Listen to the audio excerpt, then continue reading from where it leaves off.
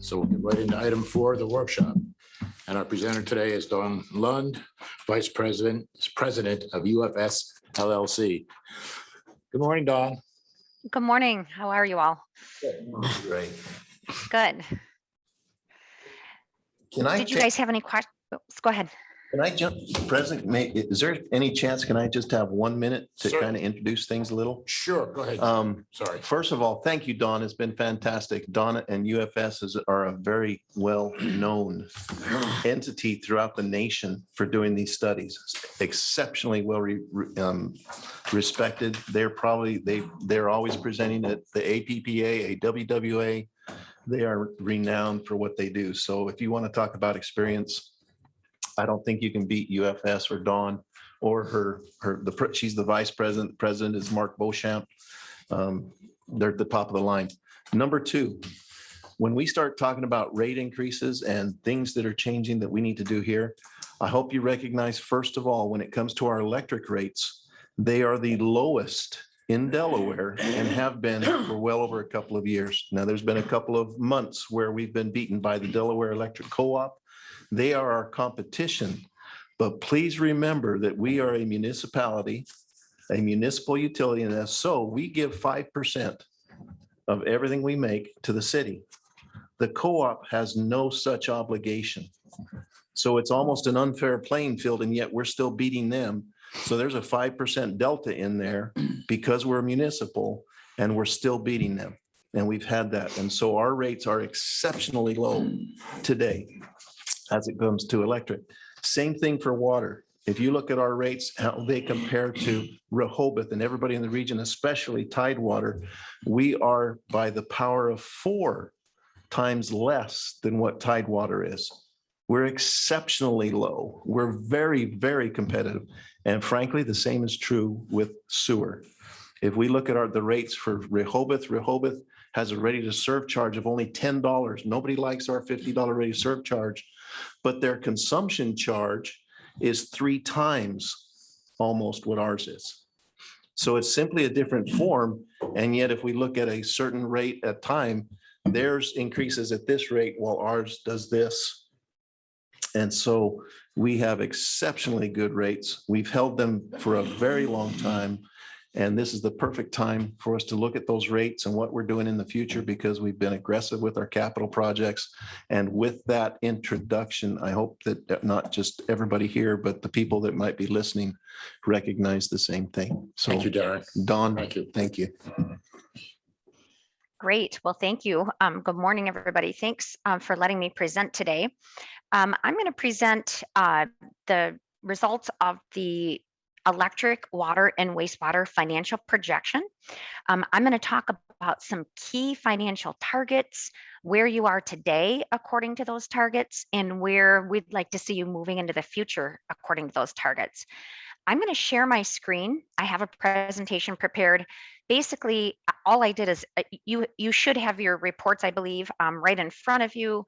I basically just took those tables out, put them in a presentation just to simplify things for today, and walk through those. But you should have the detail right in front of you there. So it says host has disabled my screen sharing.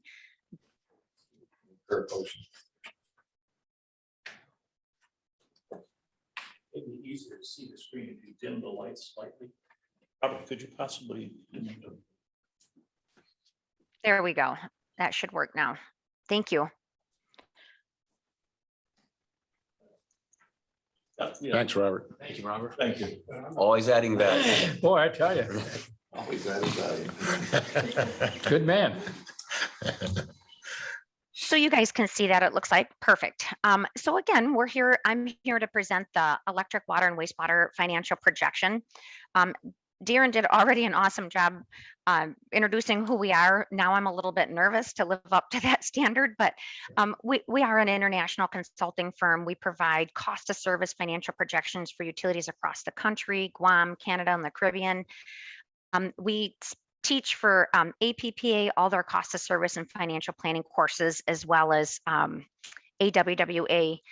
And so I appreciate the opportunity to be working with you guys. The key financial targets that I'm going to talk about today are operating income, cash reserves, and debt coverage ratio. When I review the first utility, electric, I'm going to go through these in detail and tell you why, what they do, why they're important, and then I'm going to show you how they work together. And then I'm going to move a little faster on water and wastewater because the key targets are obviously the same, the reasoning why they're important. But it's really important to remember that these utilities are enterprise funds. They should be self-sustaining operations that each individually cover its own operating expenses, ability to replace capital, ability to pay its debt. So we want to look at these individually and keep them individually healthy. I'm going to start off with the electric projection. And again, I'm going to go through these 3 key targets in detail. You've got the actual detail in your report as well, but I do at the very end of this, if you want to go through in detail today on the slides, I can interject those. But this is the electric department. What you're looking at is a table of about probably 50 spreadsheets rolled up into this table. It's a pretty powerful table. It can tell you where you are today. And it allows me to adjust this column here, the rate adjustment column, to see where your targets would move into the future. So when we start, the first target I want to talk about today is operating income. All operating income means is if you take your revenues less your expenses, you get a number, operating income. Hopefully that number is something positive.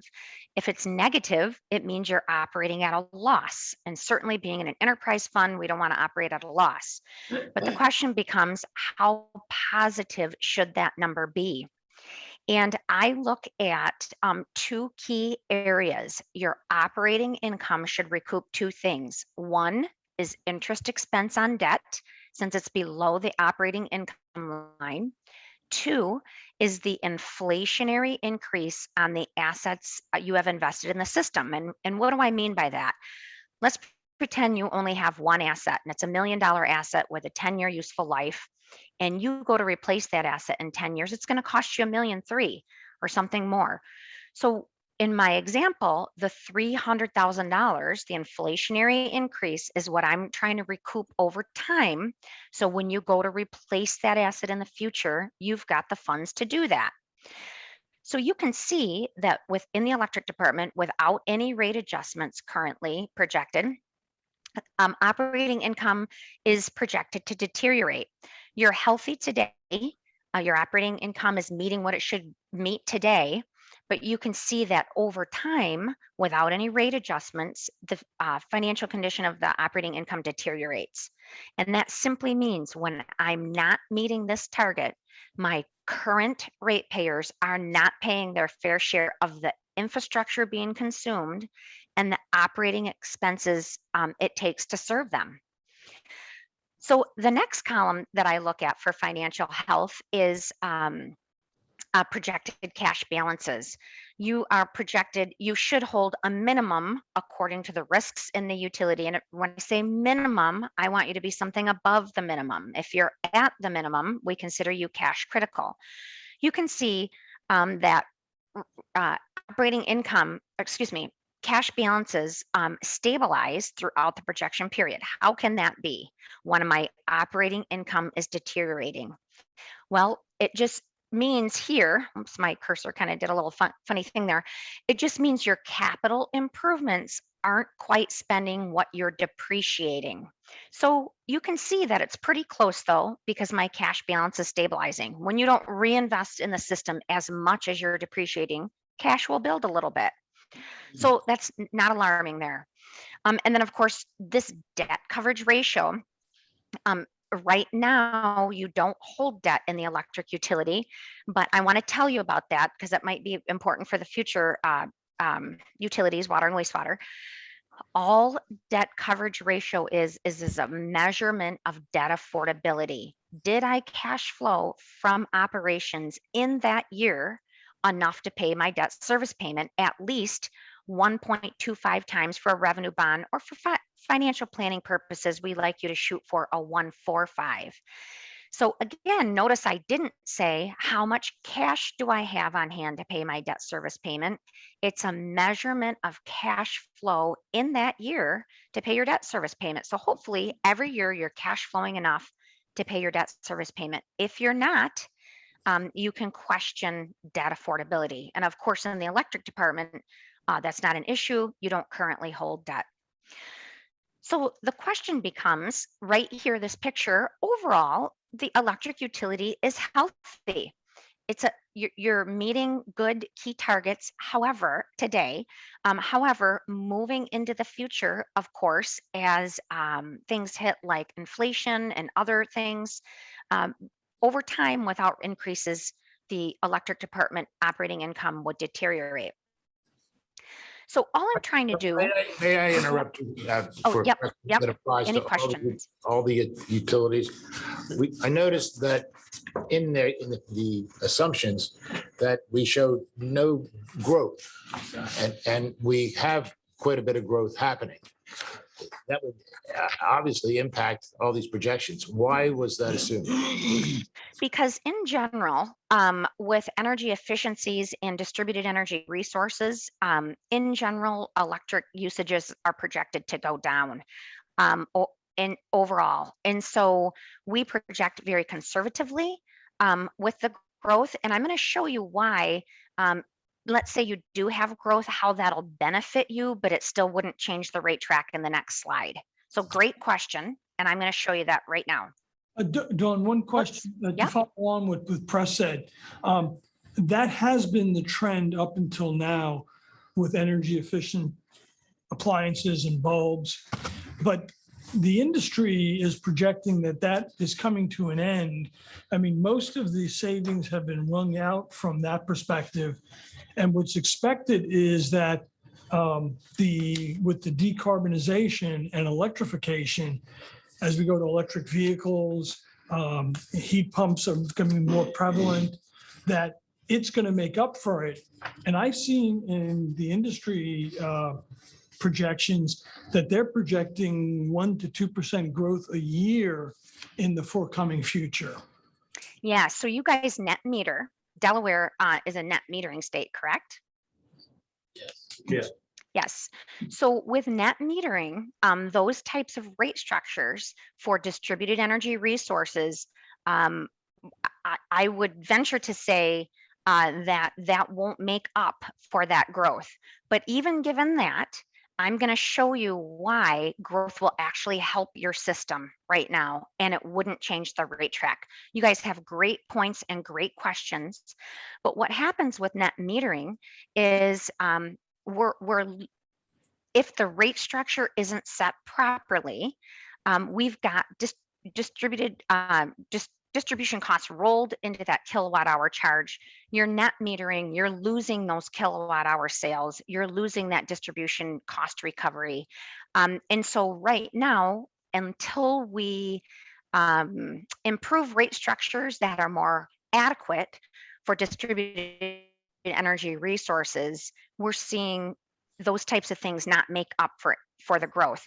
But even if it did, I want to show you how the rate track wouldn't change for you guys. So let me show you that, because I'm going to answer both your questions right now. Mayor has a Dawn, question. Oh, sure. In adding on to Press's question about growth, do you use a projected percentage of growth? Because I think Press is absolutely right. The growth is going to be in excess of 10% in this community. Do you use a 5% growth rate? What do you use? Well, right now I didn't use growth. If you see growth in the future, it will mitigate the rate change that I have projected in the 2025 year. But even if you do see upwards of 10% growth, which would be growth like I haven't seen, but it could be for sure. And when that materializes, we certainly can take that in consideration in the projection. But even if you do have that type of growth, I want to show you the next slide and how that type of growth will only benefit you and only ensure your current customers are paying more fairly their current share. Because right now, even with my rate track, they're not. So let me show you that. Let's concentrate on this column right here, operating income. I don't know why my cursor is doing that, but so in the perfect world, if you were to fully fund the system, you would fund every single year at right around, let's call it $500,000 over the projection period. This is the operating income that the electric utility should get every year to ensure current ratepayers are fully paying their fair share. Remember, if we have an operating income, we're taking revenues less O&M expenses, and that operating income number, how positive should that be? Recouping two things: interest expense on debt, which you don't have, inflationary increase on the assets invested in the system. So if everybody fully funded, we would be at that $500,000 every year. So you can see that even with my rate track at 1.5% here, I only stabilize that operating income. I'm still only meeting 25% of my target. So if I were to have growth, all that simply would do is improve this number. Now, you might ask, why didn't I put a rate increase that fully meets my targets?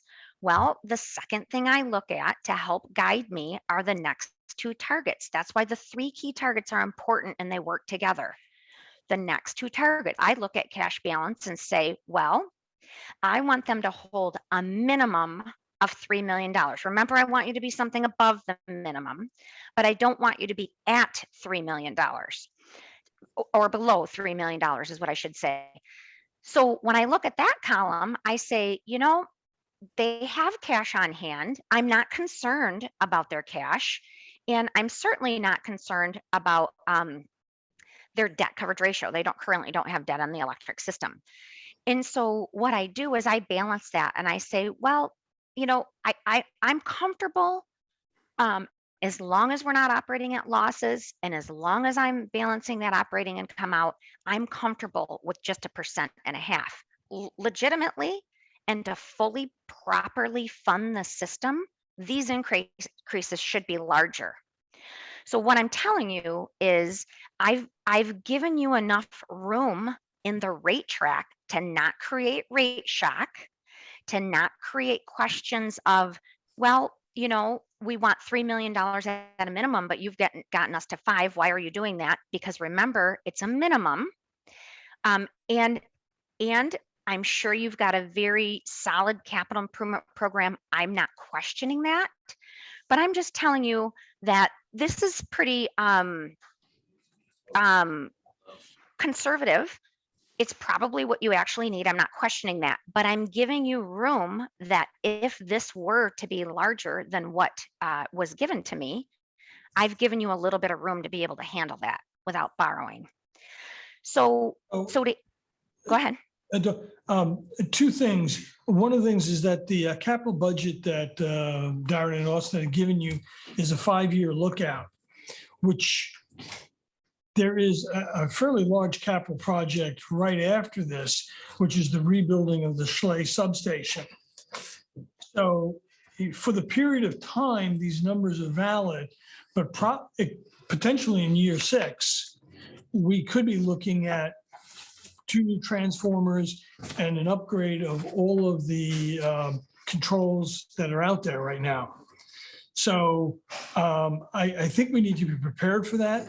And Yep. so that's And a beautiful, I think what she's showing is wonderful, because if you look at that cash, the total cash, you got that 6 at the end there. We know we're going to take a big hit year 6 or 7. Mm-hmm.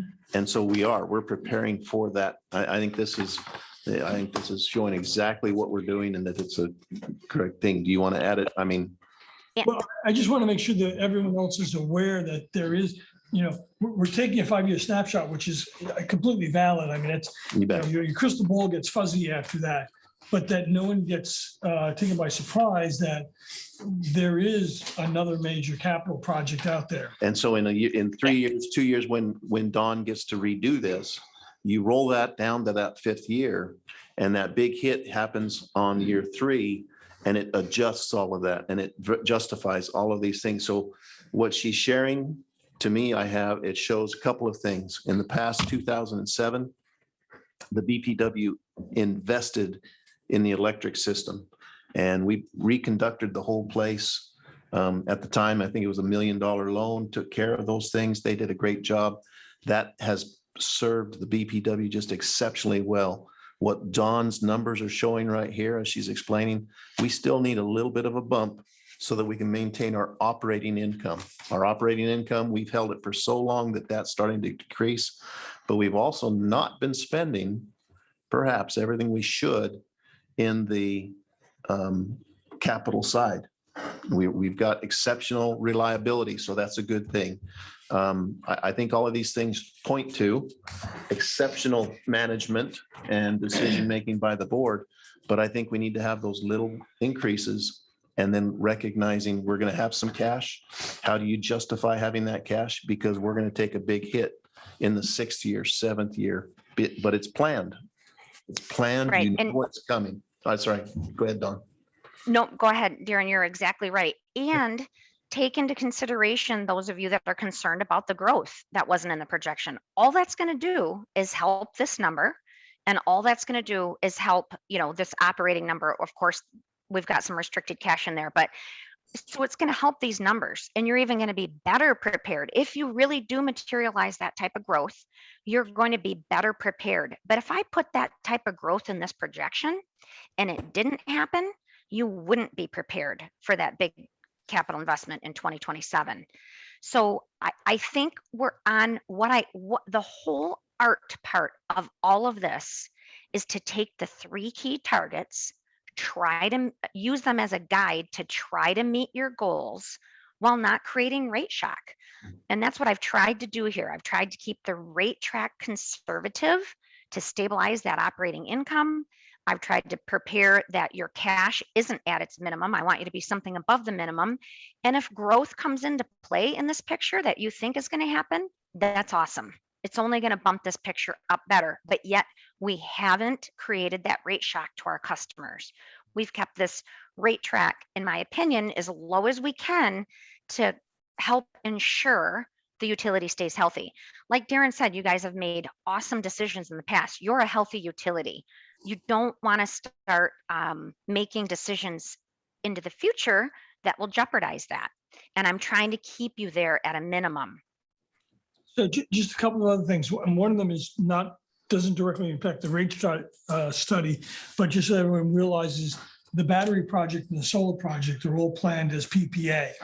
So it doesn't increase debt or, it's just a revenue stream.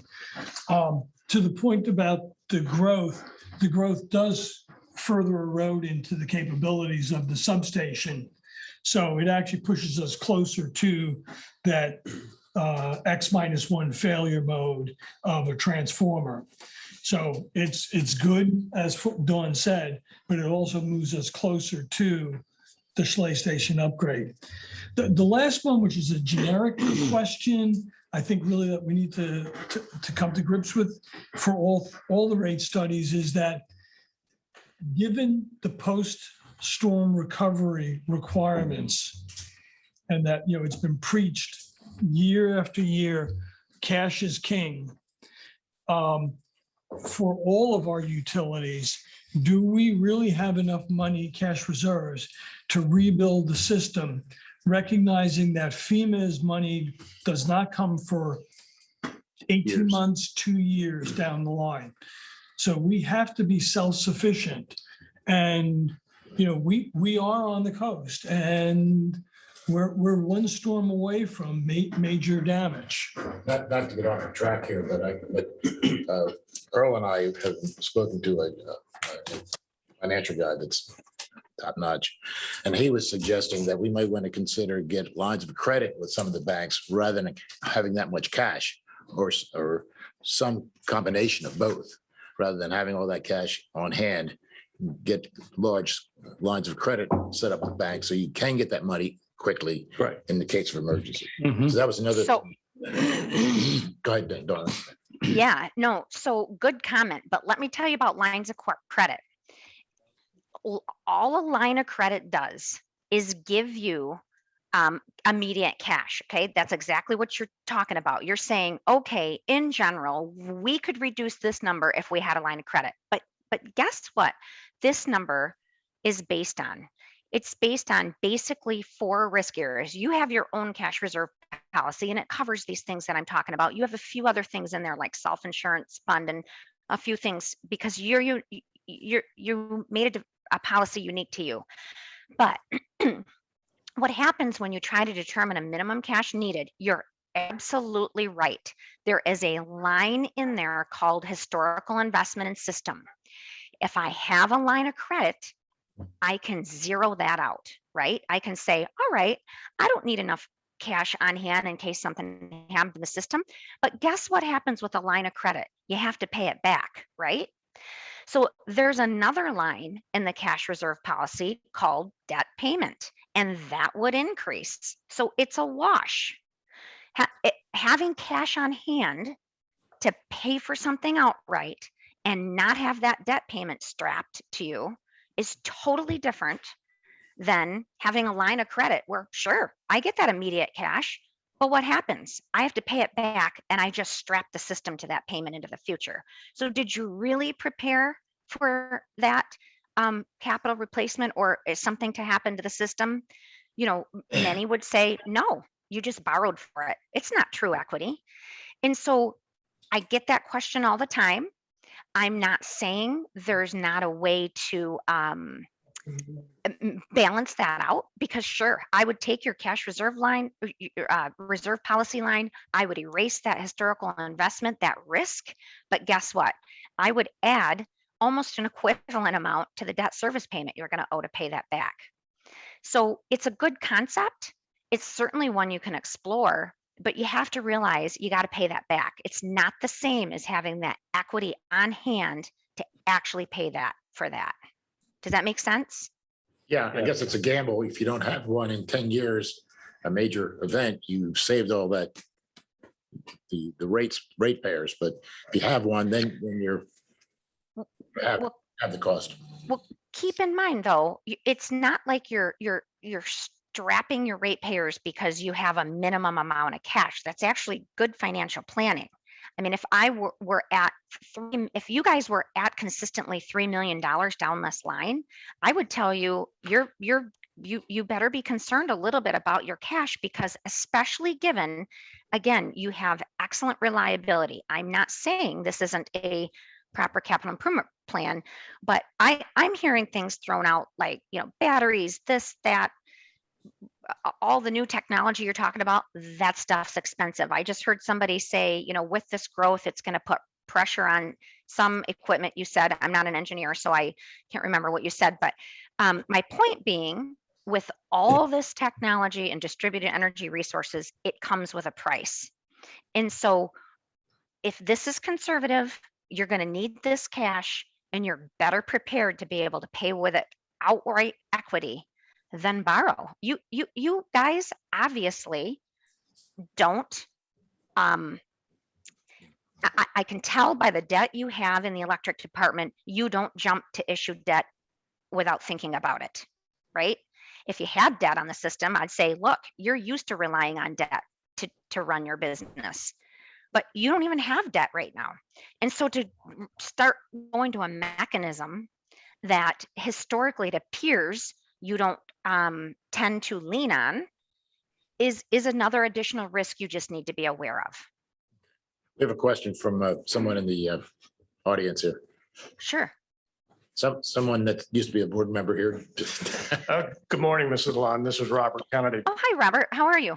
I'm fine. Pleasure to see you again. Great to see you. I just wanted to raise a question, and Sure. I've not gotten any smarter since the last time we've met and talked. But regarding this cash lines of credit versus our cash working capital allowance. Yep. One other thing,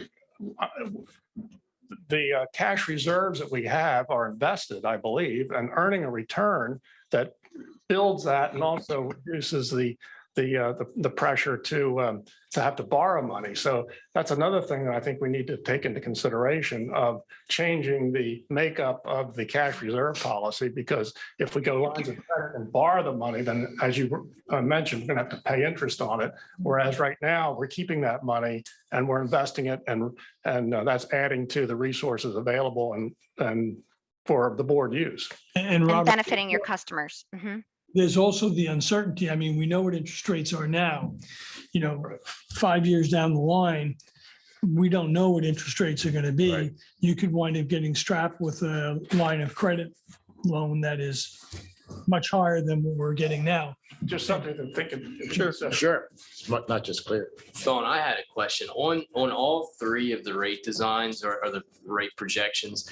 I know on the water and sewer, you had put in an adjustment on the ready to serve. On the electric, you did not. You just put 1.5%. Is the 1.5%, is that just towards the commodity? And also as the projection, like with the water and sewer, when you put your increases in there, is that only being applied to the commodity or also to the fixed? No, so in electric, I did just the opposite. I put it only on the customer charge, the fixed monthly fee. And this 1.5% affects your average residential customer by about $1. So I moved that fixed monthly charge $1 to on all. I would have to look at the other rate designs. I just happen to call out residential, and we can go through those rate designs. But I put the dollar on the fixed charge only. Now, again, right now,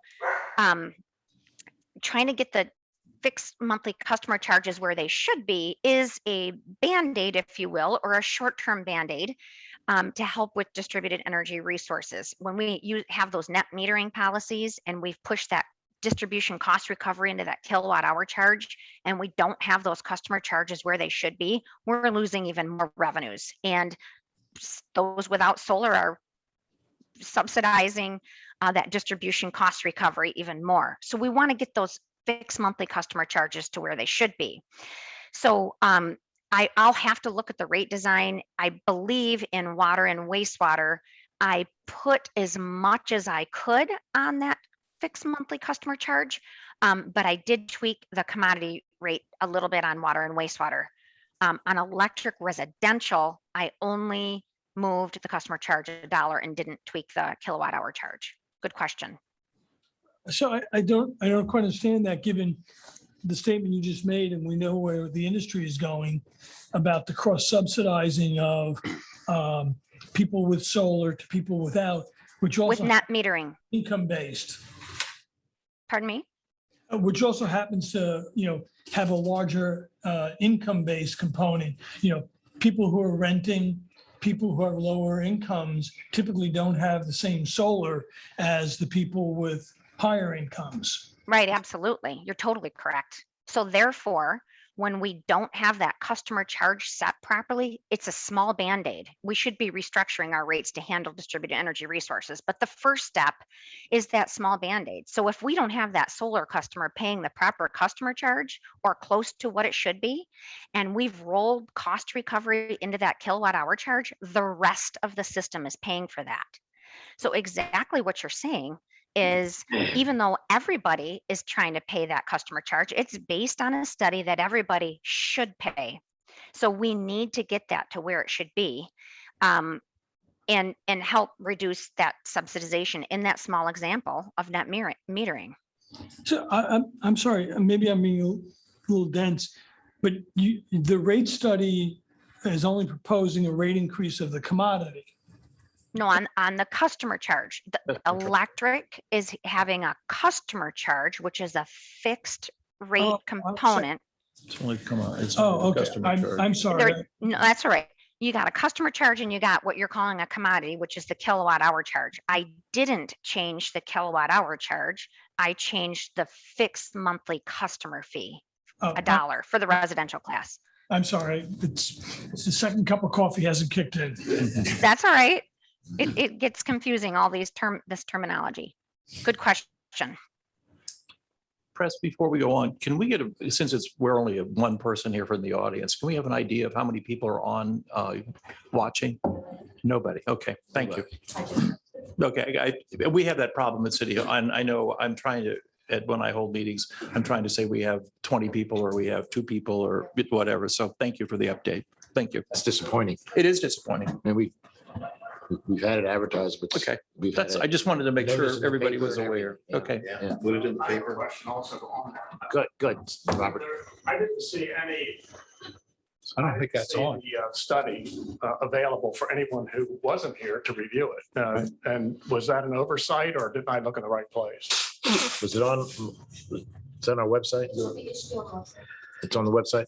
It wasn't linked to the agenda and I didn't Oh. see it as attachments where I think one would normally look on meetings. Yeah. So maybe I just need to get educated as Oh, to well. where you find these things. Okay. Thank you. Thank you. Very good point. So Dawn, can you just talk in generic, because it affects all the rate studies? The choice of 2.6% for inflation, and whether, in our industry with the type of equipment that we're talking about buying, if that's, what type of risks there are associated with that. I mean, even excluding the last 6 months, even before the pandemic, we have been seeing the cost of heavy equipment going up. Yeah. So 2.6 is, I use projection usually on Statistica or some other website. I don't want to necessarily call it a website, but anyway, so I look at what that's projected. I try to be, conservative. If I would have put 5% inflation in there, somebody would have questioned me on that because we're not there yet. Theoretically, overall, could we get there? Absolutely. What will happen is when I come back and circle and update these projections in 3 years, 2 or 3 years, whenever you guys, if you have me back, then we'll have to adjust for that type of growth inflation there. But of course, I don't want to too much underestimate it and I don't want to too much overestimate it.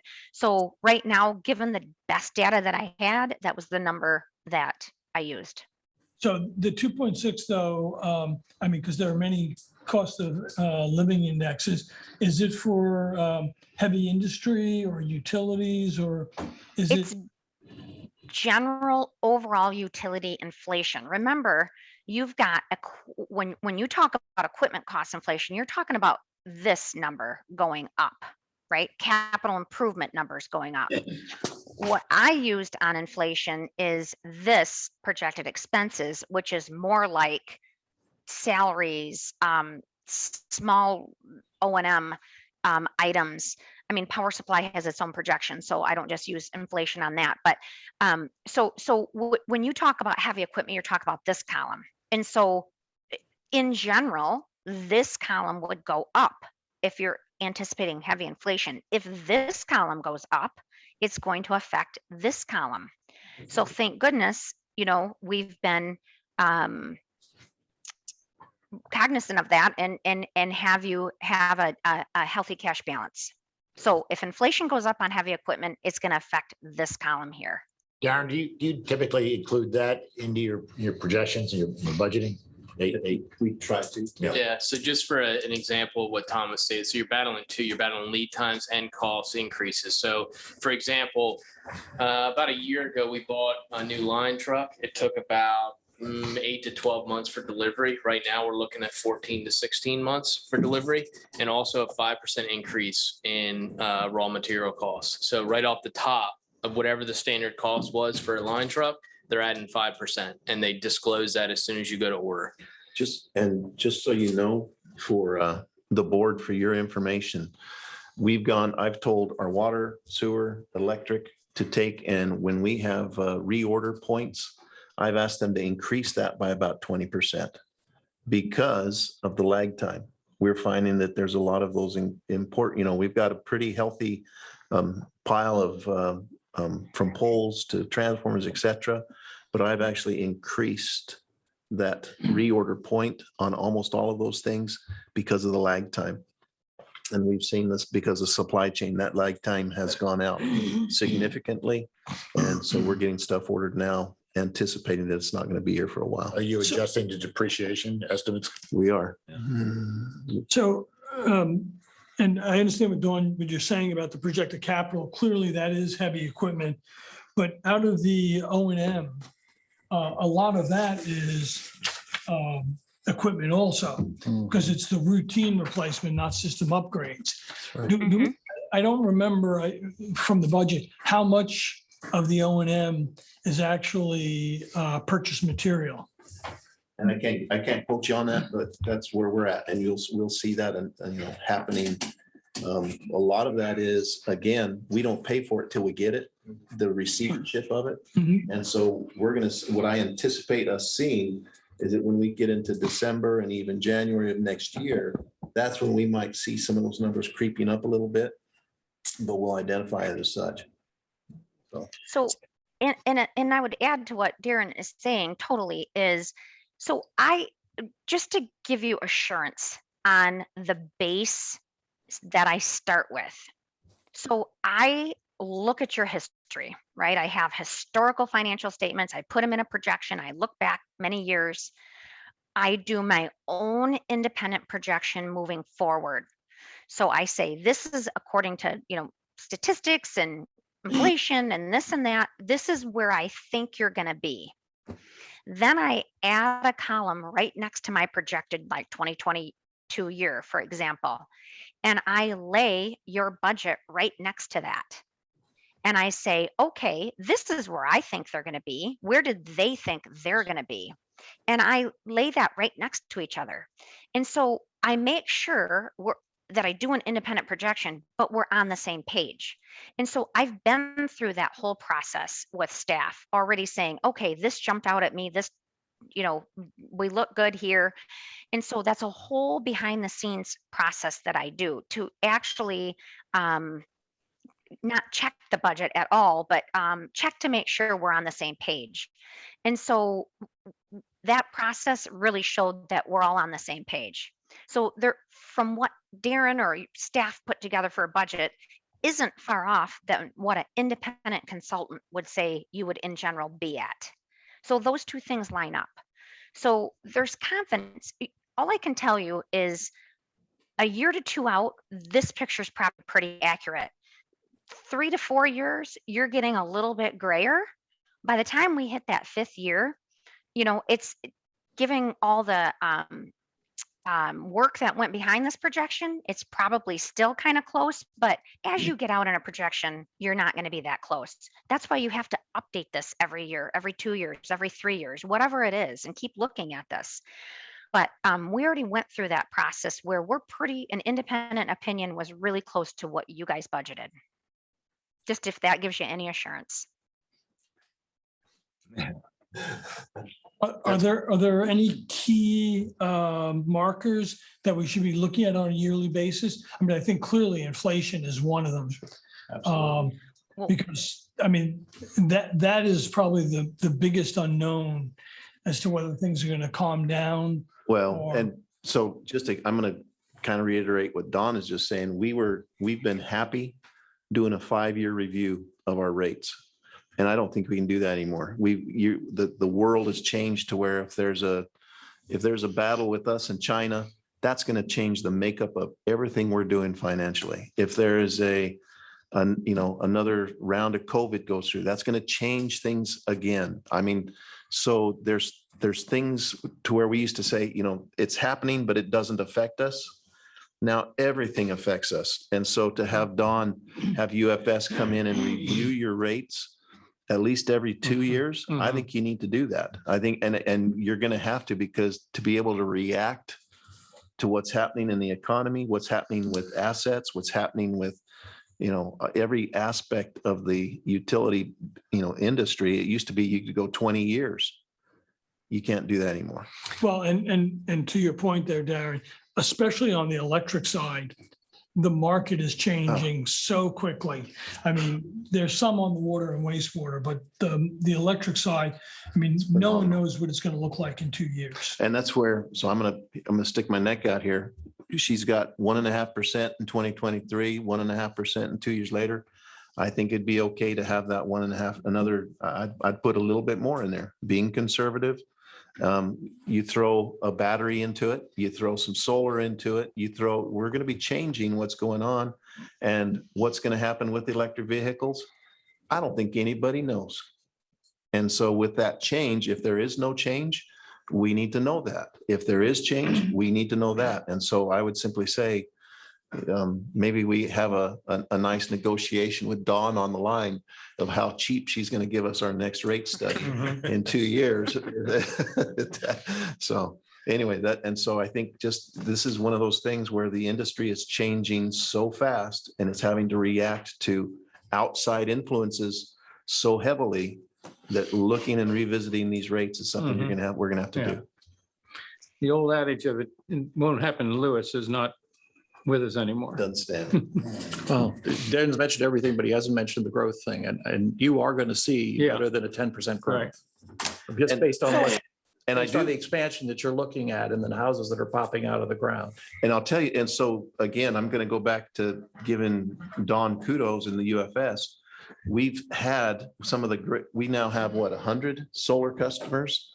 Right about 100. We have about a little under 1.1 megawatt of solar installed in Lewes. This last year, we've had almost a 25% increase from It's 80, probably greater than that. greater than that, what was it, 73 up to 100? Mm. So we've had a 30% increase in solar customers. But because our rates are set appropriately with the ready to serve charge where it should be, not relying on revenues from the commodities because of what Don just explained about that fixed charge versus the commodity, because of the net metering, all of those things, we've been protected and done well because of that. Our rate structure is protecting us there. So thank you. What you don't have is a good control of what's going on with EVs. Absolutely.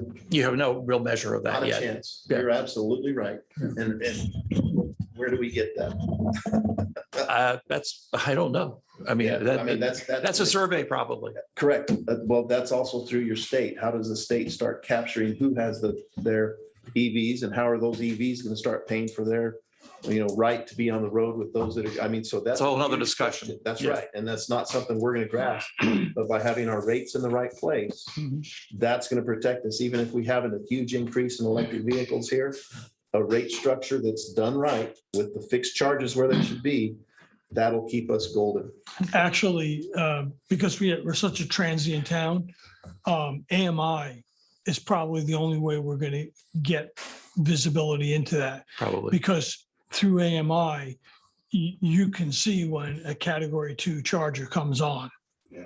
Well, Category 1 charges are trickles. I mean, that's not of concern, but people of category 2, 240 volt charges. And yet for those people who do that, they're going to have to come get that 200 amp service. So those you need, Exactly. And they're So going to have to come to us for that. Unless they already have it. I mean, I have, We can kind of count most of those. yeah. So Right. tracking those permit applications is one way to get to that information.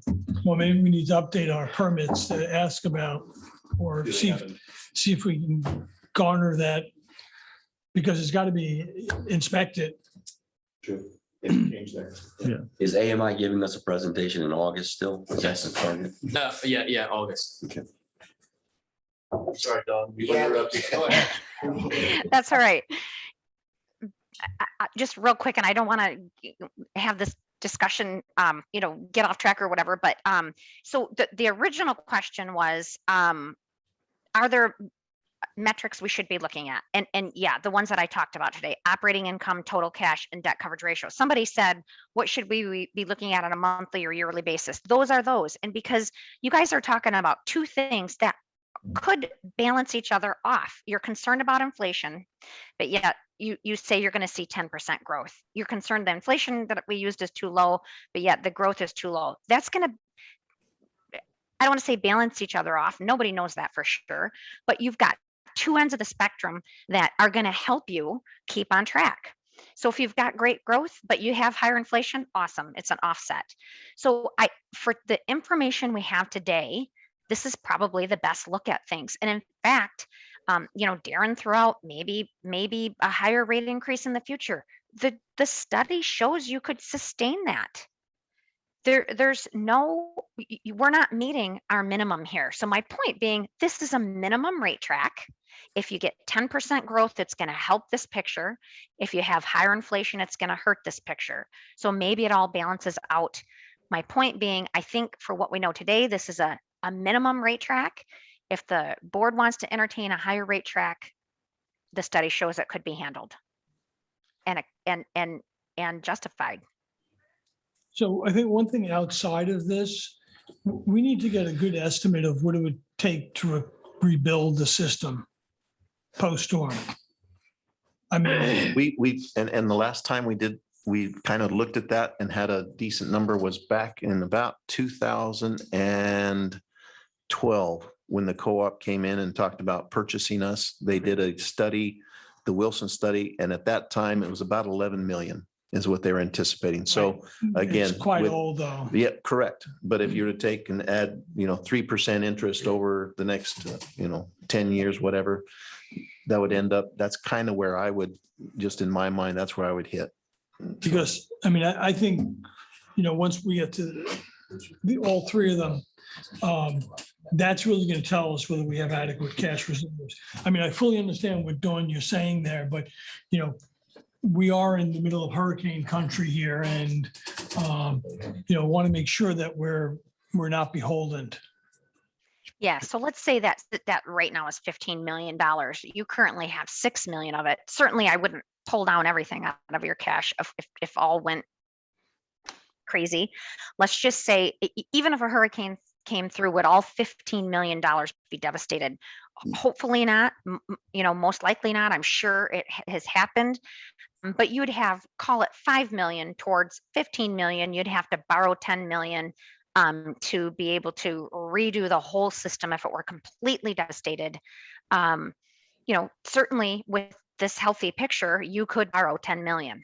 I mean, I'm not a bond agent, of course, but I'm saying the healthiness of your system would indicate that you could.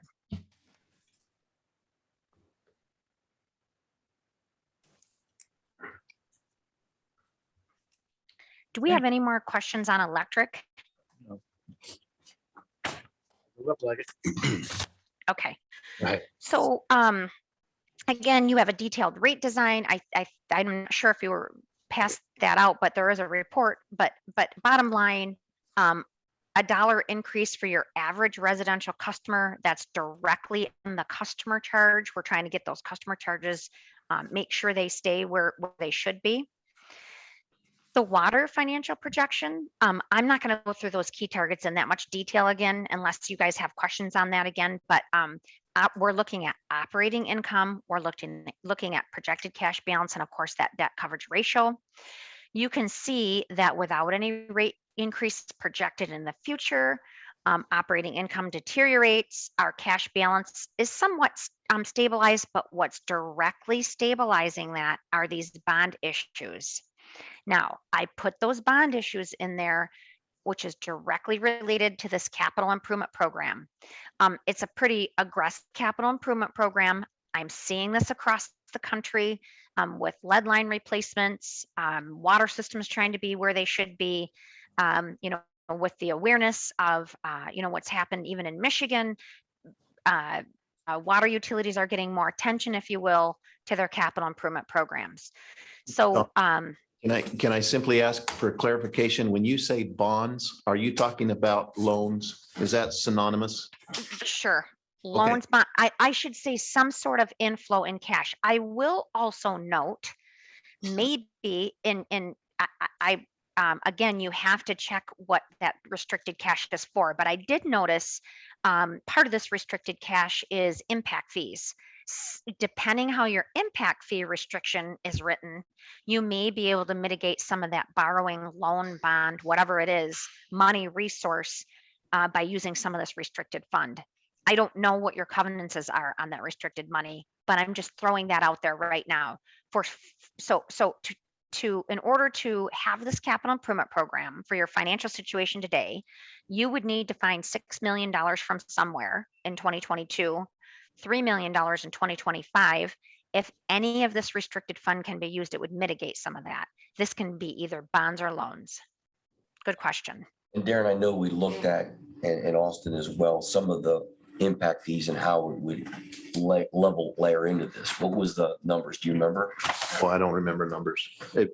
But the impact fees are used for the increase in capacity on renewals, et cetera. And so again, Don's correct. I knew it was up, but I didn't remember what it was. I don't remember the number. I apologize.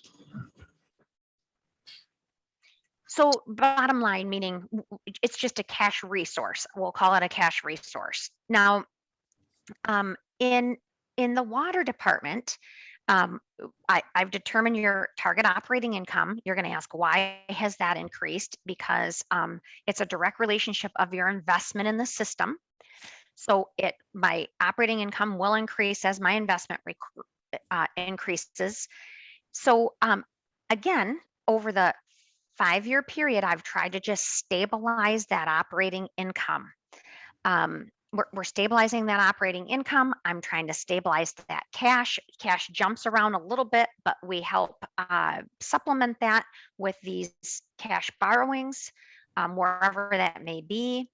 And with this rate track, that debt coverage ratio looks healthy. For financial planning purposes, we want that to be something above, for revenue bonds above a 1.25, but for financial planning purposes, we like you to target at least a 1.45. So you can see that the rate adjustments, all my rate adjustments are trying to do is stabilize my operating income, make sure my unrestricted cash balance is healthy. I want it to be about $3 million minimum. You can see here in 2024, we dipped down. We could have easily moved this bond up a year, but I think, especially if we can tap into some of that restricted fund, I think we're going to be okay until we bond in that year. And of course, the timing of. You mentioned it quickly, but I'm still not clear on why the revenues don't increase over the 5 years. I mean, that's crazy. What do you mean? Why the revenues don't increase? I'm sorry. Net metering issues that we do with electric. So why didn't the projected revenues increase and the growth be shown? Are you talking in water or electric? Water. We showed projected revenues is staying the same for the 5 years. Right, because water especially is all over the board, meaning I'm very conservative on water. It's super weather dependent. You've got, in general, water sales are decreasing as well, but for your specific situation, even if water sales are projected to increase, you've got weather fluctuations. If you take and look back 5, even 10 years, water sales usually jump around because it's so weather dependent. So I'm very conservative in the water projection as well. So if, let's just say you do have growth, we go back to that inflation rate that you're concerned about. No projection is going to be perfect. All I have to do is say, all right, I'm going to be conservative because I know water sales jump around and are so weather dependent, and I can't predict the weather. I'm going to be conservative there. You've got a pretty aggressive capital improvement program that you're bonding for. So if I do see significant growth, all that's going to do is help my bottom line cash, and I borrow less in the future. So this 10% growth is almost assured. I mean, they're building as we speak, and we've got contracts.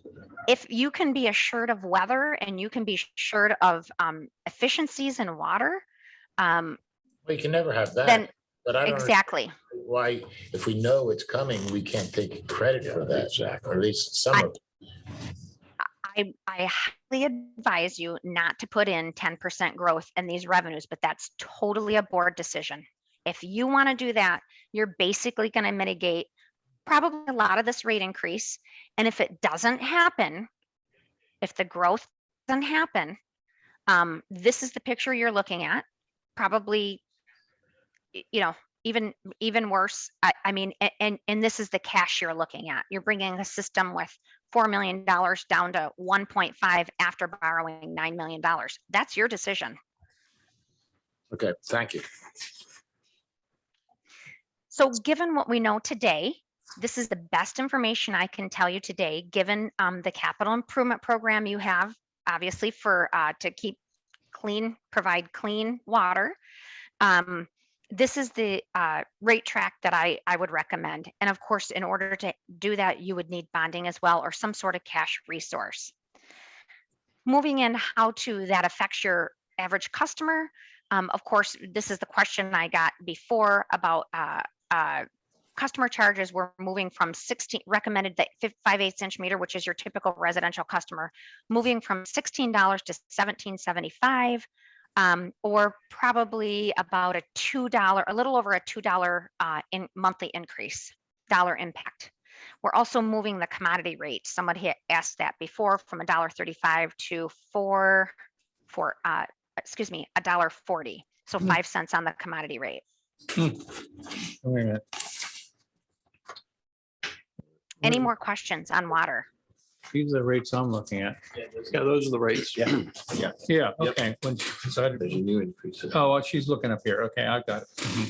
So Darren, I guess the same question here relative to post-storm recovery. When was, do we need to update the study as to what it would take to recover both water and wastewater post-storm? As far as replacement value, Yeah, yeah, we have that. We actually did it for the asset management program. So we have it both for water and wastewater. That's to replace the Pretty good. plant, to replace all the lift stations. So we have that. so then, and that was done recently then. Yes, GMB did it. By chance, remember what that number, those Very numbers? expensive. Very expensive. So, because A lot more than electric. that goes back to the cash reserve statement. So, I understand what Press is saying relative to the growth and building into the rates, but the cash reserves still are running. I mean, cash balance is actually decreasing over time. Especially in the water. Yeah, I mean, Right. we got water right now. So, We've got that, we've got an aggressive capitals plan. We've got, it shows there. This is what it is. You could, easily entertain, again, your minimum, your operating income target at the end of the 5 years is, almost $800,000. You can see I didn't get you there. That tells me you could entertain higher rate increases. All I'm trying to do is help mitigate customer impact with rate increases by balancing the 3 key targets. Your other key targets are, you certainly are bringing your cash to a minimum here. You are, but I don't know if any of this restricted cash can be used, because there is the debt, the restricted debt part of that you've got broken out. Obviously you can't touch, but the impact fee restricted cash, I'm not sure what your covenants are there, but I would suspect with this type of capital improvement program, there's something in there you could tap into. So it was okay bringing your cash down to basically the minimum here, because I'm trying to keep this rate increase politically acceptable, if you will, politically and socially acceptable. So I kind of go back to my very opening statement that we have water rates that are exceptionally low.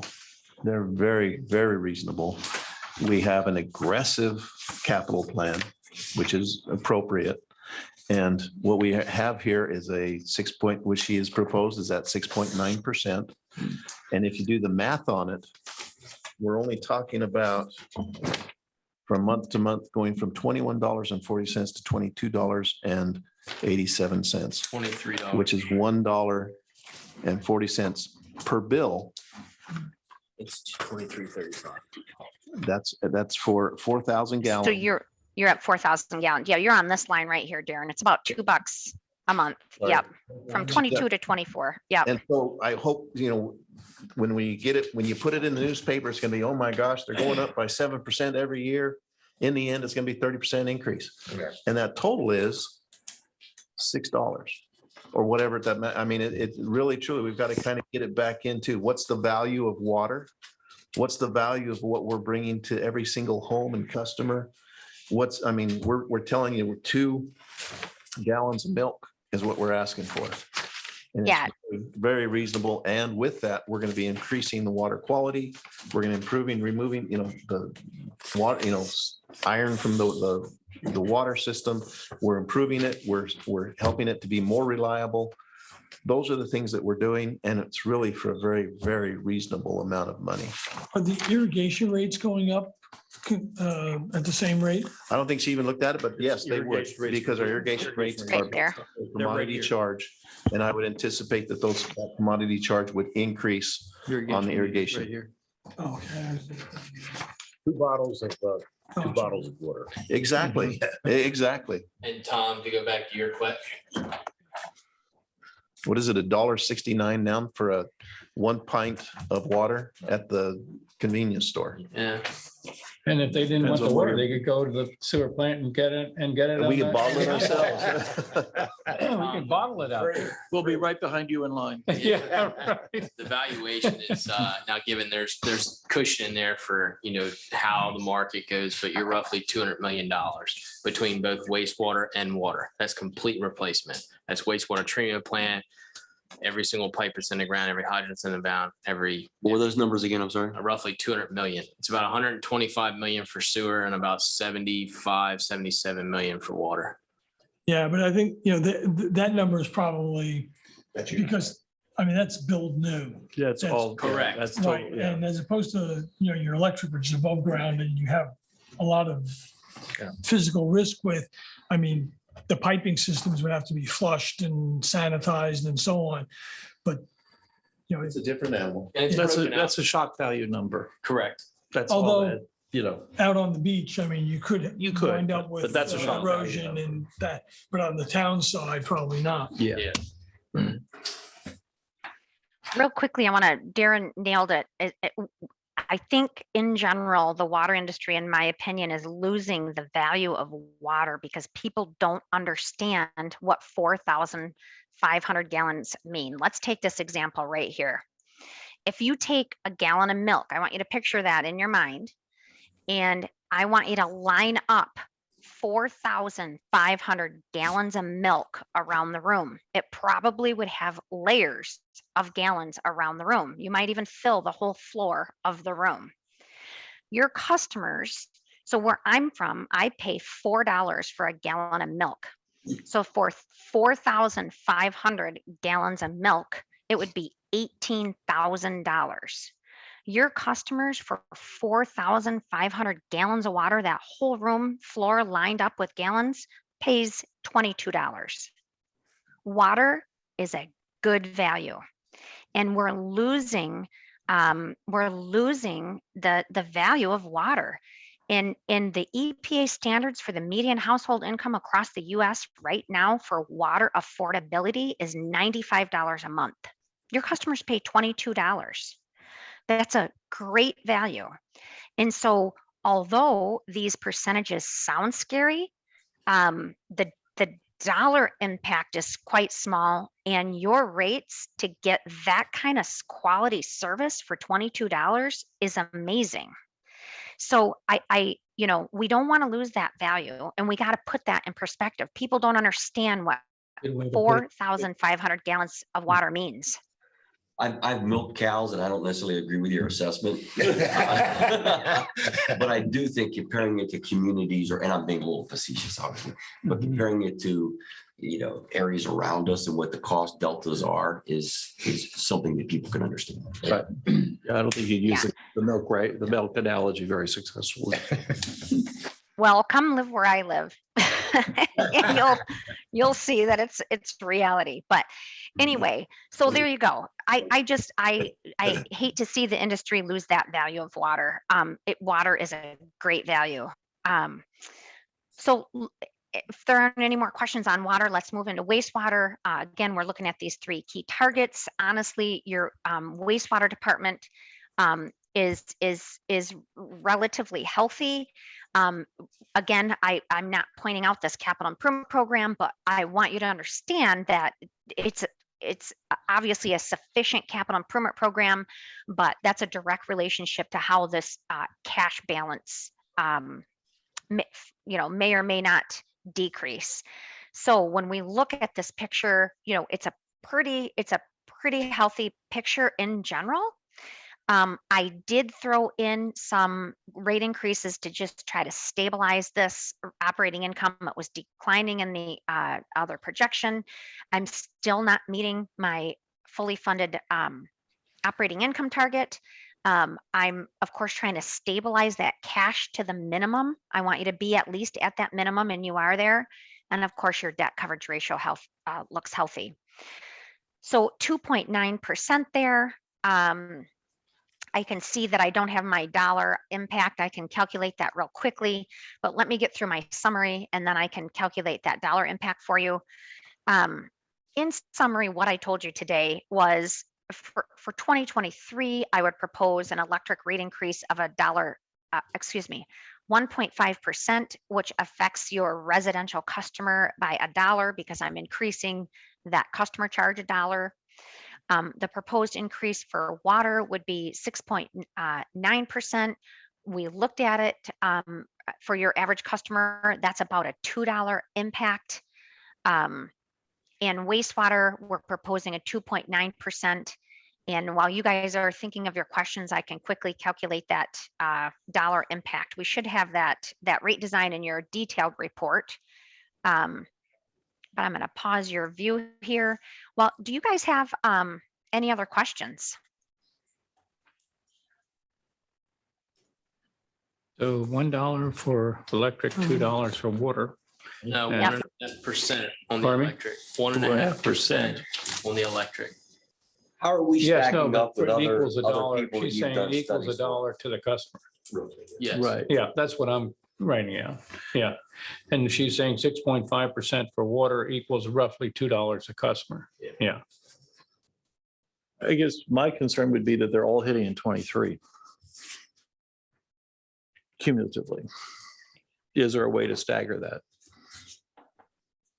Would we want to, so Mayor, what you're saying, if you want to start sooner, bring it back a year? Maybe you start a little sooner with one and you, A smaller bike and then. yeah, I mean, this is going to relate to a pretty big increase, in the percentages overall. And it's all hitting in 1 year. And we don't know where inflation is going to be in that year. Okay. So I'm saying, you're trying to do it all in 23. Should you do it incrementally? Yeah. Incremental increases are much easier to swallow than a giant one all at once. So to the mayor's point, what is the cumulative monthly impact of all three rate increases? She's working out So- wastewater now. Wastewater looks like $2.35. Water was $2 and electric was $1. So that's 435, 535. Bless you. You've done this for other locations, obviously. How do we stack up comparatively? Well, that's kind of a dangerous question. How do you stack up comparatively? Honestly, you're healthy overall. You're very lucky. I mean, it's not luck, it's well planning. You've planned well in the past that the utilities are overall healthy. You just you should be making the decisions to keep them healthy moving into the future. Now, the increase in water is directly due to that capital improvement program, which I'm seeing across the country. Utilities were required to do asset management plans. Asset management plans were finding many capital improvements that are needed in many systems across the country. So in general, I'm seeing rate increases in water and wastewater. Electric, is all over the board. If there are increases, they're not super significant. Every system is unique and different. I'm just telling you on average what I see. Your 1.5% that we projected or proposed in electric is very low. Obviously, it's under inflation. It's just trying to keep that system on track. So I have seen rate increases right around where you are, and I've seen rate increases more than where you are. But every system is unique and different. The reason why I ask for maybe some specific data, if that's possible, is when we start to, well, first of all, we'll make a decision on what to do. Once we do that, we need to communicate that decision. Understanding how this may stack up to areas around us, we have that information, but maybe understanding something more nationally as well, and how we stack up would be important as well, as far as how much we may be increasing versus others. So let me tell you, I don't know if anybody of you have heard me speak, but poor Darren's probably going to hear me get on my thing about surveys. So what does a survey tell you? A survey tells you absolutely nothing on a cost to serve basis. So on a cost to serve basis compared to anybody else, you need to know what you need to be charging for your rates. And that's what you should be charging your customers. Now, what a survey also doesn't tell you is how you compare to your neighboring utilities on a financial basis. Let me give you a quick example. I had a utility new potential client call me one time and say, Dawn, we want to hire your firm. We want a rate decrease. And of course, anytime there's a rate decrease, that's a red flag. And I said, why do you want a rate decrease? And they said, well, we want to be under the lowest cost provider. So they sent me the survey. I had all the names of the communities. I called up, they were third to the lowest. They wanted to be under the lowest. I called up, I said, okay, let's look at these communities. And I called up the first community. They were operating at $1.5 million losses. And I said, okay, let's look at community number 2, pulled that up. They were operating at $1 million losses. And remember, community number 3 was next. And I said, do you want me to keep going? Because I suspect you're well on your way on your own, like community number 1 and number 2. Don't hire our firm. Because in general, when you are overall financially healthy like you are, you're very fortunate to be in the position you are to have the low rates you do. In general, you're usually much higher up that survey list. So what a survey doesn't also tell you is how you compare financially to that utility. Your neighboring utility may be having a board of council that resists rate adjustments, resists investing in the capital infrastructure. A survey doesn't measure any of that.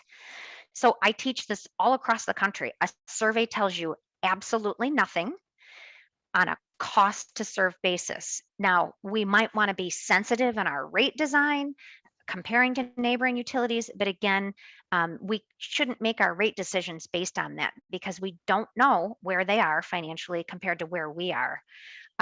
So you got to be careful with a survey. I understand what you're saying, and boards and councils always ask, but you got to really get a check on what it's really giving you.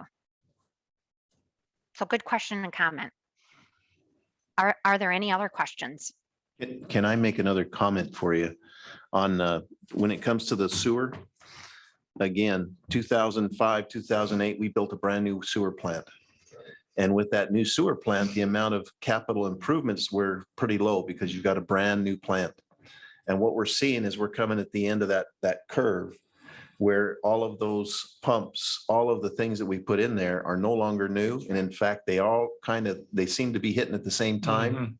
So all of those costs. And so you're going to see our capital costs go up like this, and we are, but then hopefully it's going to come back down again. But we're going to have this cyclical event in your wastewater.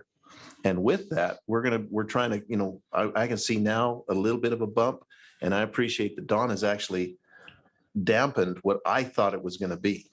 I thought we were going to see a pretty good, a real increase in our wastewater, and it's not. But just remember, it's going to do this over the years. And if we have the increases that are nice and level throughout the whole thing, you're going to see that up and down. But so long as it's consistently improving, we're going to be all right. And that really, that feels right to me, that 2.9. How many more years do we have on the existing bond? I think we're only got like 5 years left. So I think it's even less than that, isn't it? I think it's fun. I think we've got about. I can look it up right now. A 20-year bond. And you got it about the same time. Yeah. So is it 4 years? I think it's 25. It's over. Okay. So 4 years. that's going to be a So I was off. I said Yeah. 5. nice reduction. And just to go to Earl's point, talking about comparing rates, the hard part is that, we're always a believer of, all for one, one for all. So we structure our rates that it's evenly distributed. When you look at like Rehoboth, and this isn't, just throwing anything at Rehoboth, they structure it differently. Their commodity charge is very, very high and their customer charge is very, very low. So as you have the seasonality, they're really, in all honesty, they're penalizing the people that are there the year round versus trying to evenly distribute it. That's why when you look at their rates, theirs are like, ours are more of a flat line, really solid, or really slight increase, and theirs are like this. Yep. So it just take that into consideration when you're looking at a rate design. It really is an art. Dawn, we have, Robert has something he'd like to discuss. Oh, sure. With rates. Sure, Robert? sure. Well, good morning, everyone. For the record, I'm Robert Kennedy. Is that I live on? at 123 in Open Shores. Am I on? Can you hear Robert? Yes, I can. Thank you. Am I on? Yeah. You are. Okay, good. Okay. Just for the record, I live at 123 in Open Shores Circle. I put together a memo to the board last month, and I think everyone's had an opportunity to receive it and hopefully read it. I don't know, Dawn, if you were afforded a copy of that or not, but I would like for the board, and really, I guess the question would be for you to address the question of rate design regarding in-city versus out of city. And what is the basis upon which you have done a cost of service study in the past to justify a different rate? And I could go further into my memo if you haven't had a chance to review that, but if you could respond to that, that'd be helpful. Sure, great. Yeah, I did not get a chance to read your memo, but sure, I'd be happy to respond to that. So when you have inside city and outside city customer rates, there is justification to charge outside city customers more. Let me tell you why. How that's decided or driven is through that rate of return component. The inside city customers took the risk to service the outside city customers, and the outside city customers, for whatever reason, could get a different resource or whatever it may be. So the infrastructure was built to service outside city customers as well. So that differential is driven through the rate of return between inside city and outside city customers. Now, another component that can be is through, in a cost of service study, there's a customer allocator section. And if it's determined that, okay, there's so much more infrastructure outside city because it's more rural, we can tweak that customer allocator as well. But the biggest component really is that rate of return between inside city and outside city. Now, in general, when you do a cost of service study, that rate differential usually falls between about a 1.3 and a 1.6. So anything between a 1.3 and a 1.6, you would consider reasonable to have that differential. Now, I've seen communities that, have a 2 differential or whatever. That's probably pretty aggressive, and I'm not sure it's justified. Maybe it is for that community, but in general, when you service an outside city customer, you'll often see that that multiplier, if you will, between a 1.3 and a 1.6. Good question. I guess I would push back a little bit on that, in that these customers are in the BPW's service area. Sure. And if there was a community, which there are, that are physically adjacent to the city's boundary, which could come in and be annexed into the city, which, because they currently are not, are paying the out-of-city rate. If they then were incorporated or annexed into the city, they automatically would be billed at the lower in-city rate, and there would be no change in cost to serve them. So again, I don't But understand. the risk would change. The risk would change. Right now, you are not guaranteed that customer. That customer could be serviced by, let's just say, I'm not exactly aware of your current surroundings right now, but investor-owned utility, whatever it is, your exact wording is the exact reason why you have justification to have a higher rate of return.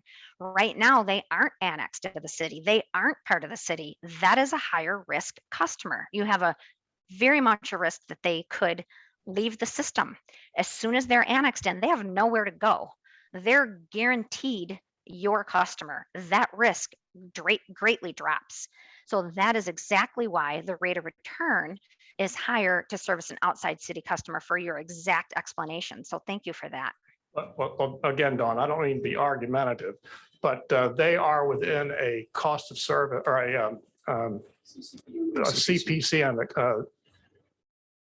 area. So they are in a monopoly service area that only the BPW can serve. So they cannot jump ship and have another utility serve them if the BPW isn't. So they pay impact fees, and I just don't understand the. Yeah, it's common practice, and it's totally due to the risk that the inside city customers took. The system in general had to be built to service those customers, as well as the inside city customers. It's common practice. It's driven right through the rate of return. It's allowed, and I highly recommend that any investment you look at risk, and the risk you're willing to take. A higher risk investment in general, of course, you want a higher return, and that's the exact concept here. Well, because I understand, Robert, what you're saying relative to the CPCN. However, there is a higher risk because all of our bonds have to be co-signed by the city. So the city is ultimately on the hook as much as we are for those bonds. And for people outside the city, that risk is being transferred from them to the city residents. So there are other, I don't want to say intangibles relative to risk that the city of Lewes is taking on, recognizing we're two separately chartered organizations, but our relationship is intertwined. But how common is this practice? It's very common. I mean, when a utility services outside city customers, I see it 99% of the time, 90% of the time. I mean, meaning it's there. I'm sure there's exceptions to everything I say today, right? And every single system is unique on how they should be charging their customers. But I'm not concerned that you're charging outside city customers more. And again, it's through that risk component, and it's common practice. I agree that it may be common practice. I just question whether or not it's unjust discrimination. And how do we justify charging water and sewer customers outside the city, but within our monopoly service area, a different rate, but we don't charge electric customers? It's directly related to risk and how your rates, were set up, Robert. I don't know why your rates were established like that back then. But it's directly a component through that rate of return component. Well, we have two different ways. Your outside city customers, though, what you just said between electric, water, and wastewater, your outside city customers could have a well and septic tank easily, right? They can disconnect from the system. That's a much higher risk than electric. You just said there's no competing for electric, but easily those outside city customers could go well and put in a septic tank, and then they would you would be stuck with that infrastructure investment. I don't know if they could because of DENREC regulations. When central sewer and water services are available, they may not issue permits. I don't want to get into that discussion at this point. But my question was, since it's a monopoly service area that the BPW has to provide those services, how can we justify different rates, especially when we're not charging electric customers a different rate in the unincorporated areas? And that's up to the board and council. But having said that, it's justifiable. It's common practice. And I'm not concerned about the differential. Okay. Robert, that's all I can tell you. Practice doesn't necessarily mean that it would stand a legal challenge, though, if someone. But the risk would. Sorry? That has been challenged. And it's through that risk component that makes it justifiable. All right, I've heard your answer. Thank you very much. Thank you, Robert. Thank you, Robert. Any other questions for Don? The other question is, relative to our CPCNs, they might not, they aren't guaranteed. We have it now, but the CPCNs could be taken away from us by the state. They can't take the city away from us, but they can take a CPCN away. They can take the CPCN away in a minute if we don't serve. That would only be for growth, not for Huh? established. That would only be for growth, not for established customers. No, but if they take the CPCN away, the established customer isn't in the CPCN anymore. They could go anywhere they want. That's a larger legal issue relative to they'd have to pay for buying all the assets we put in the ground. And I think No, what I'm just saying is, what she's saying is, inside the city is a guaranteed customer, outside the city is not a guaranteed customer. If they're still outside the city, they're in the county, they are governed by a different entity, and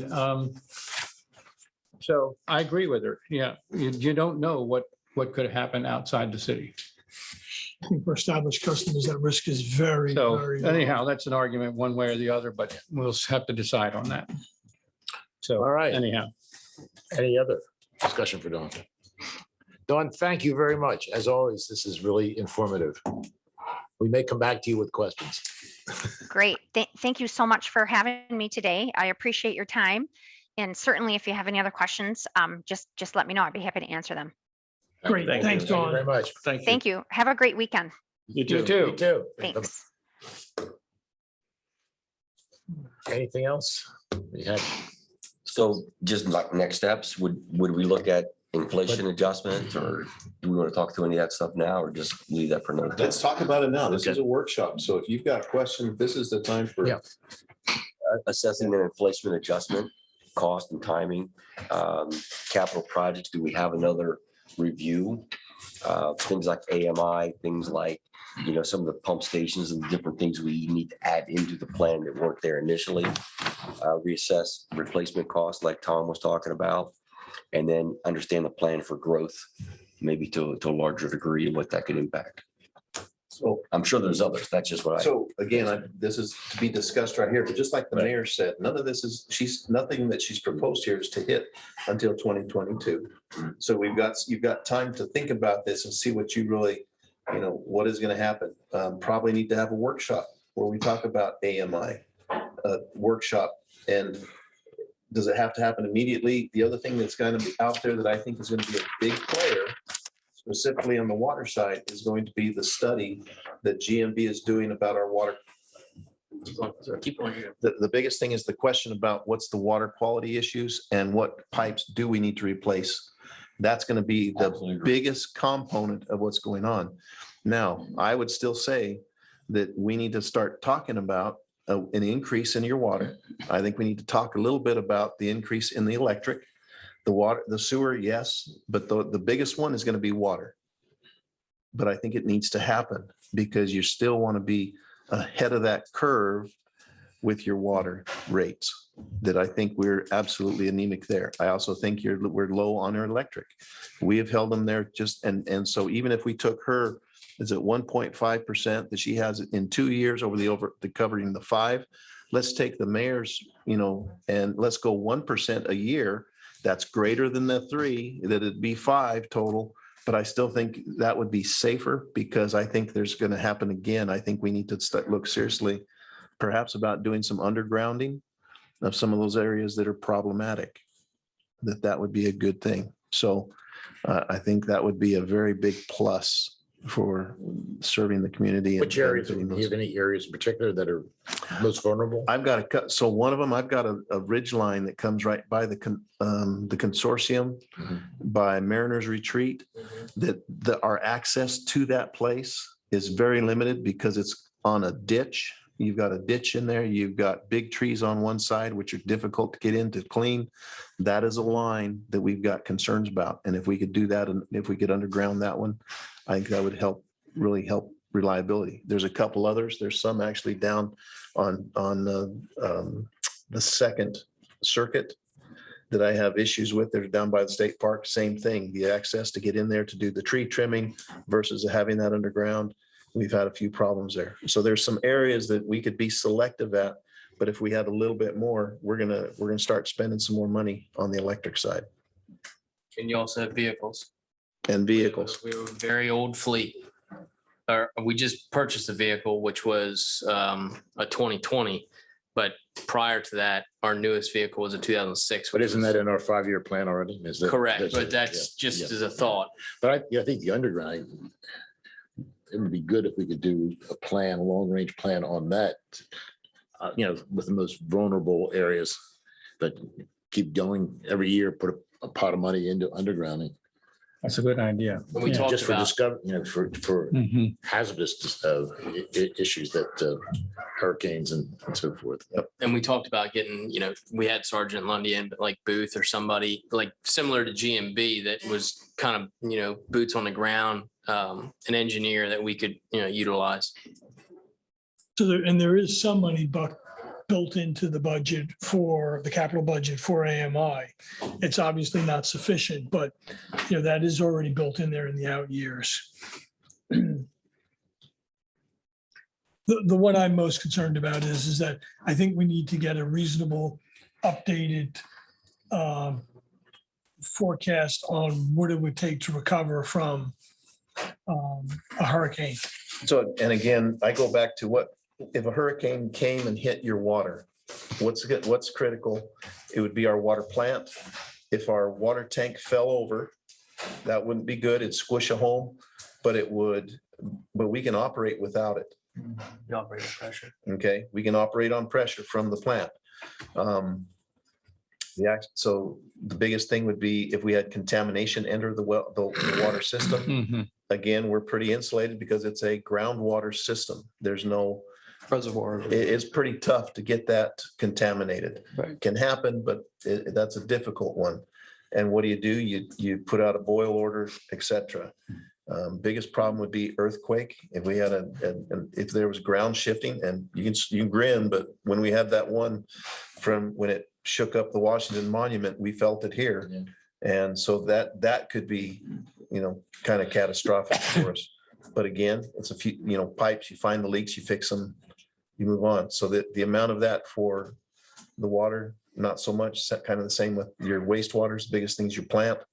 And you're looking at, if the plant were wiped out, you're talking about a new plant, another probably 15 million just to replace in kind.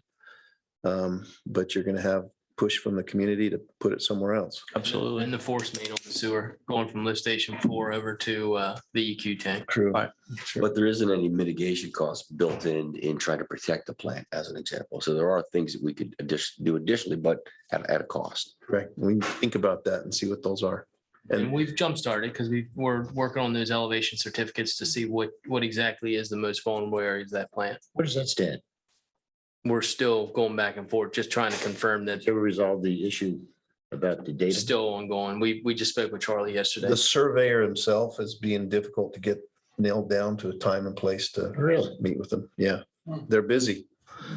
I think they're just absolutely busy getting lots done. If they made an error, then they should be Well, correcting it very quickly. yeah, and I think they don't see that they have yet. So we would like to have that discussion with them. Reserve fund, that's the other thing that would tie into this, is to have that discussion of, we have a formula for the reserve fund, tells us what that minimum is, and is that adequate? I think we hear press you brought up just recently, instead of having a reserve fund, you have that letter of credit. Dawn gave her opinion on that. And my response to that is, you go to Minneapolis, Minnesota. I used that example this morning. Minneapolis, that's what they live on, nothing but credit. They live nothing but debt. But you also don't hear anything about their really good water rates or any of their utility rates, because they're some of the worst in the nation and they don't have any better system than anybody else. So if you want to just live on, I personally believe that the value of having that reserve fund does a couple of things that are unspoken.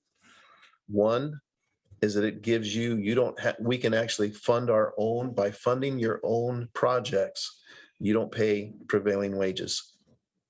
And that to me is a 30% savings on every single one of the projects we do. And that's real money. That might be a little bit high. I think Yeah. in terms more like 20%, the studies I've I seen. think but- 20 is right. Call it 20. Yeah. but still, Where can you no, get 20% I return still- on your money? I still agree with it. You know, I mean, I think, relative to what you're saying about line of credit versus cash, I think it's a balance between the two. Yeah. I mean, that's why I think we need to have a reasonable recovery budget or cost estimate. And, you make sure your cash reserves cover what's reasonable, and then you get a line of credit for the higher risk items. I mean, it's like, reinsurance. and in my mind, to me, that's FEMA. But It's FEMA's not already in timely. place and it's already in place and it's cheap. And yet, here's the next thing is you're going to have a committee, a finance committee that could have this discussion. Agreed. Look, at the end of the day, there's different instruments for different things. You can increase your insurance, which, lowers some of your cost in certain areas and increases it in others. If you look at deposits, we have to have 100% of our deposits, in cash, which makes us no money. That's something that could be put into a line of credit. And then you can invest that money. So there are different instruments and different things to look at, but there's balance associated with all of it. Now, I will tell you that we have restricted funds and those restricted funds are held with UBS. So it is cash. And so that's actually earning interest for us there in whatever. You need to look at the cost of a line of credit too. Yeah. Do you have any idea? I mean, What is that? Aaron? We did it when we purchased the land for the library. And I can't give an exact amount, but it was not an insignificant amount. Can you guess? We won't hold your feet to the fire. Was it 5%, 10%, 3%? No, it was down and it was low in terms of what we were looking for. It was probably 2. But it's something you pay regardless of whether you're using it. or not. Exactly. That's the thing with that is that it's counter to having the money and maybe earning a little bit less But that's been 6 or from 7. investment, but paying for a line of credit that's open. Whenever you need it. So, and again, being flexible, I think we can, we have the ability to have any set of, reserve fund, credit, outside bank. I mean, we can get, however mix you want to do it, we can do it. But, And you also got to think, and then this is something that we can have a discussion. We have DMEC, and with the AMI project, they were looking at funding it. It could also be a discussion with DMEC, especially on the electric side, that if you ever got into a bind, they're willing, and I'm sure they're able to provide funding. Obviously, it would be with interest, but The risk with that is that disasters are regional. correct, So while we're being hit, everyone else is going to be being hit. correct. And that's where, the mutual assistance programs, the local mutual assistance programs fall down, and because The only you thing- can't depend upon your neighbors when your neighbors are underwater also. Well, and I guess the only thing that I would caveat that to is we're truly only one of the only coastal towns, if not the coastal town in or with DMEC. So the inland towns may not be affected as much as we are, but it's just a thought of we have D-Warren, which is just a regional agency that we have through the water side. Just a thought, just to have that. So we're discussion. talking about funding or No, if you ever get into like those disaster recovery. with AMI, you mentioned. Yes, because they offered, with the AMI project, they would be willing to fund it for us and then we would pay it 2% interest. So instead of having to borrow against somebody else, you could borrow from DMEC. Okay. And just as a thought, if you get into a disaster recovery issue, you could reach out to DMEC and they would have, they could possibly have the funds there. We could have that discussion of, for risk mitigation purposes of reaching out to say, do they have a bucket of money that we could utilize? It's something worthwhile exploring. But remember, when the hurricanes hit, it's not necessarily just the coastal communities. Yeah. Actually, the Delaware Bay is, the further north you get is even worse hit. Yeah. So, Newark and towns like that. and this is, and so again, I come back to that. I really like the reserve fund that we have. I think it's served us well. If you look in the Florida Keys, it wasn't too long ago, they had one of their things came in, wiped out the water system. And it took them well over 2.5 years to get any FEMA money back to help them out. And so there's contractors now that know that. And if you've got cash, that they're not going to have to wait, 60 days, 190 days, whatever, to get paid, that they're just as likely to come here versus Dover or versus, our neighboring communities saying, we'll pay you when you're done. It might be worth looking at some of the communities that are much more vulnerable down in South Carolina and some that are coastal communities and see what kind of reserves they're tracking. What have they learned and what are they doing? And if they bump their reserves up to cover anticipated things like you're describing. You got it. It's just slightly off topic, but Ted, I know that in mitigation, we talked about redoing the disaster tabletop. Yep. Is the Probably date the first set? of the year, Has- after the first of the year. Oh. We haven't set a date yet. And this is way off subject, but like Austin is saying, we have MOUs, memos of understanding with other intergovernmental, agencies for have that response. When we, one of the things I would like to do is we're trying to find, and I've asked Rhett to look into it. He responded. He said that could happen. We're looking at another, what's the name of is it ULC? I believe so. They would basically, you wouldn't have, and the way he said it, and Government, this is just an off-candid conversation, but there wouldn't be like a retention fee. You would basically have an hourly rate that would be structured. It would almost be like a T&M contract. But if you ran into an issue, that you could call on them and they could be there. What we're talking about is a retainer for a electric crew that is ULC, an outside group. They're private contractors, but currently in Southern Delaware, just about every other outside contractor is retained by the co-op. And so if there was a problem and we had to try and get somebody, there's nobody to be had. And so they've kind of cornered the market. What we have is Rhett happens to be cousins with the guy that runs ULC. And he said, yeah, we can do that. And so I think I don't know what did he give a dollar amount? He said he could get it for us. If it cost us $5,000 a year to do that, I think it'd be well worth it. And I plan on doing just that. You may have to look outside the state. And you're correct, but we're gonna, if we've got this one, No, but we're gonna write the check. but did you seriously, given the availability of those types of Yep. services, you probably have to look outside the state. Yeah, but I think the co-op has done a little bit of, So I just totaled all of if I did it right, the electric, water and sewer increases. And for, what did she use? 4.5, 4,500 gallons, I think was what she came up with the dollar amount. So it's $5.35 a month and $64.20 a year. If we took all the increases that she gave us, how much in a year? $64.20. That's not bad. For So given a Lewes community, it's not horrible. Yeah, but there, Calculate on a typical customer's usage. 4,000, 4,500. Well, they just took 4,500. So Which is- our customers, I think, are probably and less than that, aren't they? 750 kilowatts, I think. Yeah, Yes. it's all averages. yeah, You say it's typical, Lewis, and I would agree with you, but there are people that it will of course. greatly And impact. maybe what are you we gonna- could What can you do to help have those a people? graduated rate increase, I'm not sure, but I'm just throwing that out to put it in perspective. We have still got the Roundup Plus program. We still have the community action that we take people to on a regular basis and I think probably maybe 7 to 10 people a month. It depends. It was obviously this year was a little bit harder, so it fluctuates. What does your Roundup program have generate in the course of a year? Probably about $3,000. Not much.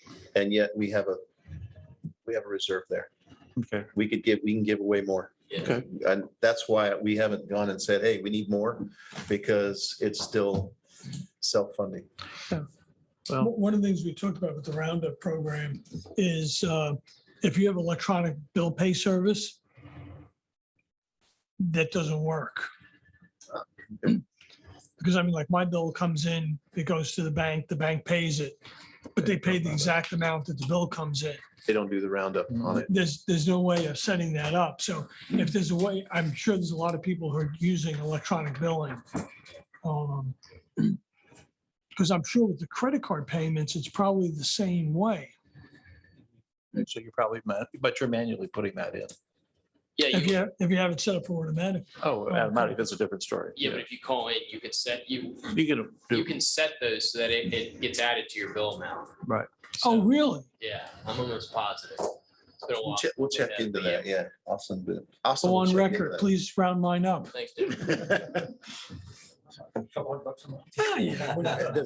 Does anybody have any additional items for the agenda? We don't have, what's on the agenda for Friday? Very little. I've got, what we have is Austin needs to be made the representative for DMEC, and Kimberly Belier will be put in as the alternate.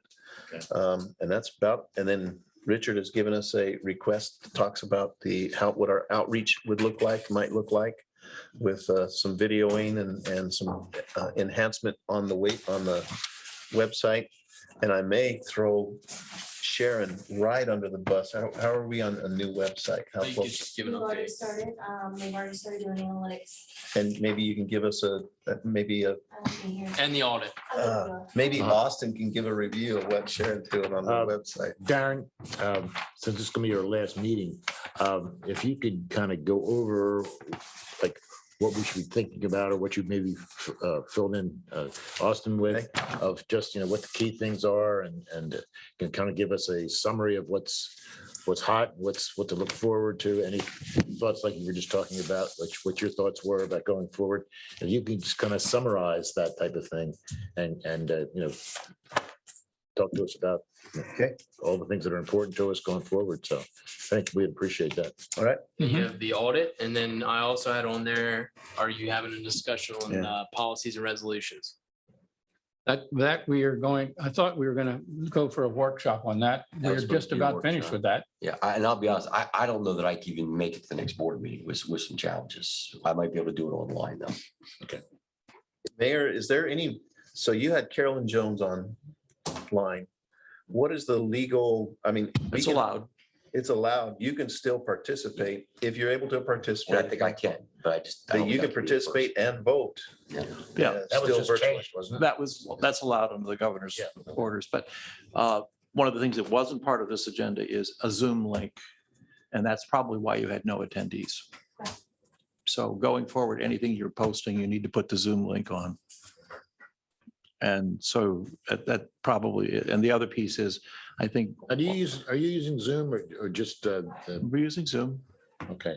still using Zoom plus the live streaming, the YouTube, yeah. So the YouTube's, you do both. And it's right here. Yeah. And we're also setting it up over, so it can be done over at the Rollins Center too. We're gonna Yep, so make sure we Zoom it and then we put it on YouTube. okay, but this one wasn't Zoom for. It is Zoomed. It is Zoomed. It just wasn't on The your, link, when Josh set it up, I didn't have the link to Okay. post it.